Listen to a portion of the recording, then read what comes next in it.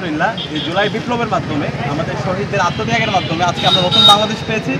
আজকে আমরা ফেসিবাদ মুক্ত বাংলাদেশে প্রথমবারের মতো ঈদ উল আজহা পালন করছি আলহামদুলিল্লাহ। তো সেই জায়গা থেকে ঢাকা বিশ্ববিদ্যালয়ের আজকে আমরা একটা ঈদের আগমনী বার্তা হিসাবে আমরা আজকে একটা র্যালি করেছি।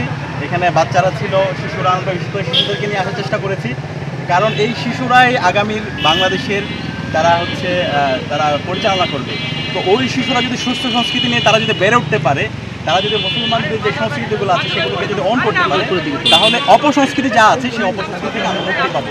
তো সেই জন্যই আজকে আমাদের ঈদ উল আজহাকে এবং এই ফেসিবাদ মুক্ত বাংলাদেশকে নতুনভাবে সেলিব্রেট করা, সেটার জন্য আজকে আমাদের শহীদ এবং আহত পরিবার আছে তাদেরকে নিয়েও আমরা আমাদের সারা দেশের মহানগর শাখা, জেলা শাখা, বিশ্ববিদ্যালয় শাখাকে আমরা নির্দেশনা দিয়েছি শহীদ পরিবারের সাথে এবং আহত পরিবারের সাথে যেন ঈদে আনন্দ ভাগাভাগি করা হয়।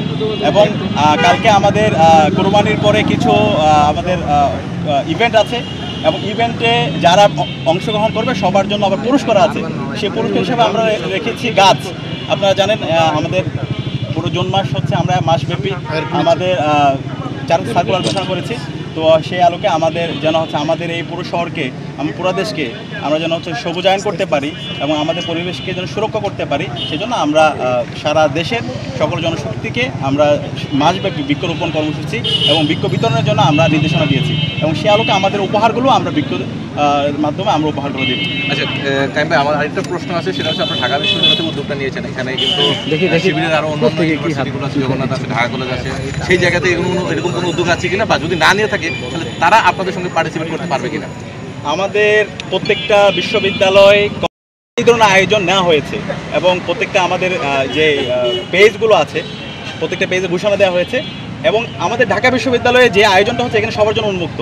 বিশ্ববিদ্যালয়ের শিক্ষার্থীর পাশাপাশি আমাদের ঢাকার আশেপাশে যারা আছে আমরা সবাইকে দাওয়াত দিচ্ছি, আপনারা আসেন আমাদের আগামীকালের যে কোরবানি এবং মেজবানি, সেই মেজবানিতে আসেন এবং আমাদের যে ইভেন্টগুলো আছে সেই ইভেন্টগুলোতে পার্টিসিপেট করেন। পাশাপাশি আমাদের প্রত্যেকটা কলেজ, মাদ্রাসা, বিশ্ববিদ্যালয়, জেলা, মহানগর শাখায় এই ধরনের মেজবানি এবং কোরবানির আয়োজন করা হয়েছে এবং জুলাইয়ের আমাদের যারা শহীদ আছে, আমাদের যারা আহত আছে তাদের পরিবারের সাথে ঈদের আনন্দ ভাগাভাগি করার জন্য আমাদের নির্দেশনা দেওয়া হয়েছে পরিবারগুলোর কাছে ঈদের উপহার পৌঁছে দেওয়া। সেই জন্য আমরা গত এক সপ্তাহ ধরে কাজ করছি।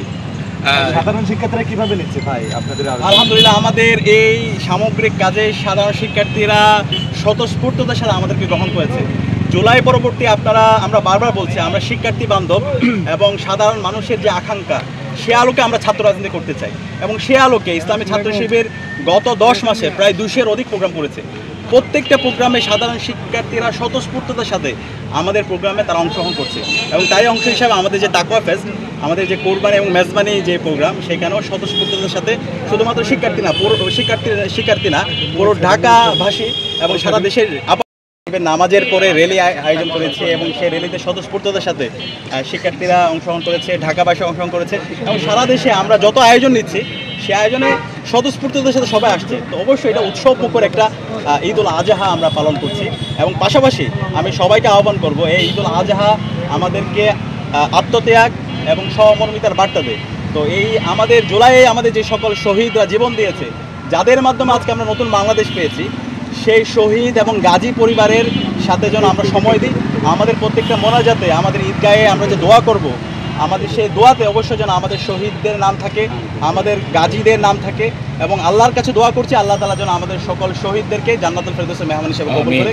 আল্লাহ আমিন। আমরা যেন সবসময় আমাদের এই শহীদদেরকে শ্রদ্ধার সাথে স্মরণ রাখি।